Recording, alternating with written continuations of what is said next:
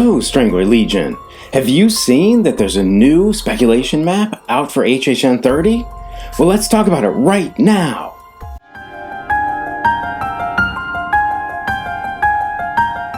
Every year, Horror Night Nightmares puts out a series of speculation maps showing what they think is going to be coming to the event. So, why should we talk about the Horror Night Nightmares speculation map?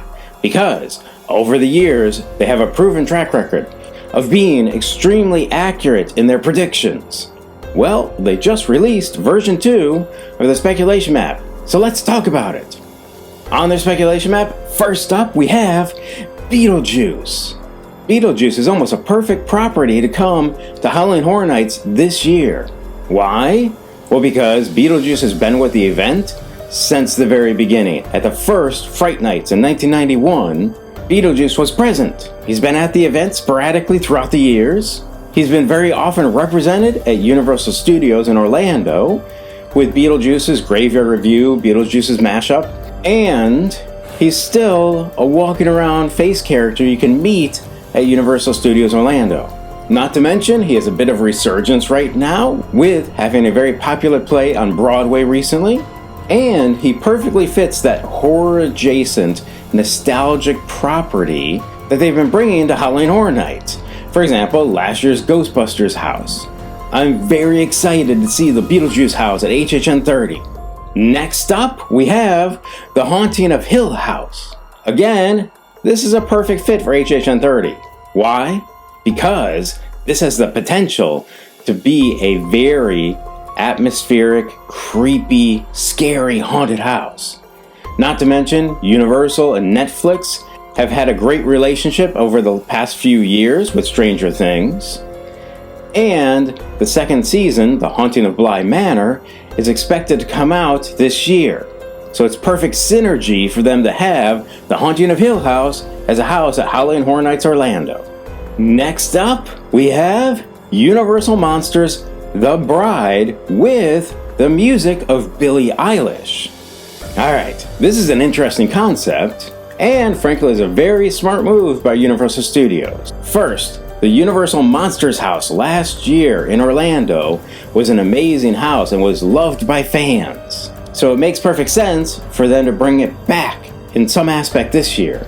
Plus, Halloween Horror Nights in Hollywood did Universal Monsters 2 years in a row, so it wouldn't be unheard of for us to have Universal Monsters 2 years in a row. So what people are saying is that it's supposed to be focused on The Bride. Now whether that's The Bride of Frankenstein or The Bride of Frankenstein versus The Brides of Dracula, nobody's sure. Personally, I would love to see The Bride of Frankenstein and The Brides of Dracula. This has the potential to be an amazing house just like Universal Monsters was last year. And this house is going to be featuring the music of Billie Eilish. Billie Eilish, in her music videos, has an aesthetic that's very creepy. Very well would suit Halloween Horror Nights. Billie Eilish is a very popular artist right now. Last year she won 5 Grammys. She has the potential to draw in a younger audience, which Universal needs that younger audience to keep Halloween Horror Nights growing over the years. Last year and the year before they had Stranger Things to draw in the younger audience. This year, that role could be filled by Billie Eilish. Plus, Billie Eilish is under the Universal Music Group, obviously which is owned by the same parent company as Universal Studios. So I think this is going to be an extremely popular house, a very well done house, and I'm very much looking forward to it. Next up, we have Bedtime Stories. Now, exactly what to expect out of this house, I'm not sure. A couple of possibilities I can foresee. One, it could have different storylines based upon different childhood phobias. Or it could be based around the Tooth Fairy specifically. Why do I say that? Because last year, the Tooth Fairy was rumored to be an original house created for Halloween Horror Nights and was replaced fairly late with another house, the Us House, an amazing house on its own. It's possible that this house is going to be set in the Victorian era. And another possibility that I'm most looking forward to is that it could have an aesthetic based upon the work of Guillermo del Toro, which I feel that aesthetic is perfect for Halloween Horror Nights. And if so, I foresee this as being one of the most amazing houses this year. Next, we have Legendary Truth. Legendary Truth is an original concept created by Universal Art and Design and Creative. It's been at the event multiple times throughout the years. It has an amazing, very deep backstory. It has hordes of obsessed fans, myself included, and they had an amazing house at Howling Horror Nights in the past, the Wyandotte Estate. So if this is coming, I'm sure this will be one of my favorites at HHN30. Next, we have a house that's an original concept, which on the speculation map is just titled Pumpkin.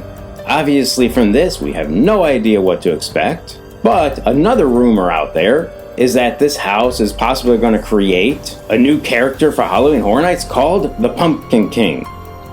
Regardless, if this house has the traditional Halloween atmosphere, then this is yet another one that I'm eager to see. Next on the list is Dungeon of Terror.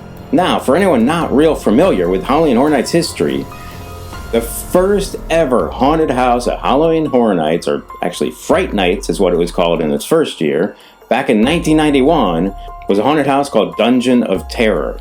This haunted house returned multiple times, including in 1992 and 1994. So, given that this is an anniversary year, HHN30, if they're going to recreate or retell the first haunted house that they ever had, that would be an amazing way to celebrate this anniversary year. Next, we have Terra Parentis. Now again, if you know your Halloween Horror Nights history, at HHN15 in 2005, one of the characters, who was apparently supposed to be the original icon before the storyteller for that year, was the Terror Queen. And in her plot line, it says that she's supposed to return every 15 years. So it's been 15 years since HHN 15, therefore it would make sense if Universal Creative is willing to stick with the plot lines that they create for her to return this year. The next two on the list are complete unknowns. It predicts that we're going to have another original, that they're not sure what it is, and a secret IP. So, to add to this list, with my personal opinion, one thing that at least isn't explicitly stated on the list, perhaps it could be somehow integrated into that unknown original, or the Terra Parentis house, or the Bedtime Stories house. But one thing that's currently missing from the list is an anniversary house, or a retrospective house. A house where they showcase some of the best scenes from the original concepts over the past years. They had a house like this at least at the two most recent anniversary years, at HHN 25 and at HHN 20. And these houses were very well done houses and were loved by the fans. So I'd be extremely shocked if they did not have an anniversary house. So I predict there is going to be an anniversary house this year. Another thing that's not listed on this map is the scare zones. Okay, and I personally would like to make one speculation about a scare zone. I think that there's going to be an icon scare zone down Hollywood Boulevard. Why do I say that? Because again, in the two most recent anniversary years, HHN 25 and HHN 20, they had an icon scare zone down Hollywood Boulevard. The fans loved it. It was a very well done concept. This is another anniversary year.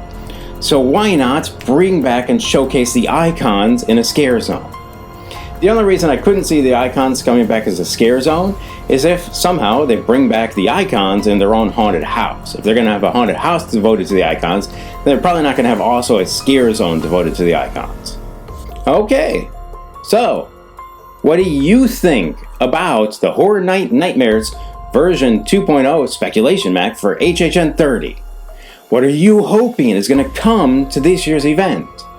Please let me know in the comments down below. And please don't forget to hit that subscribe button.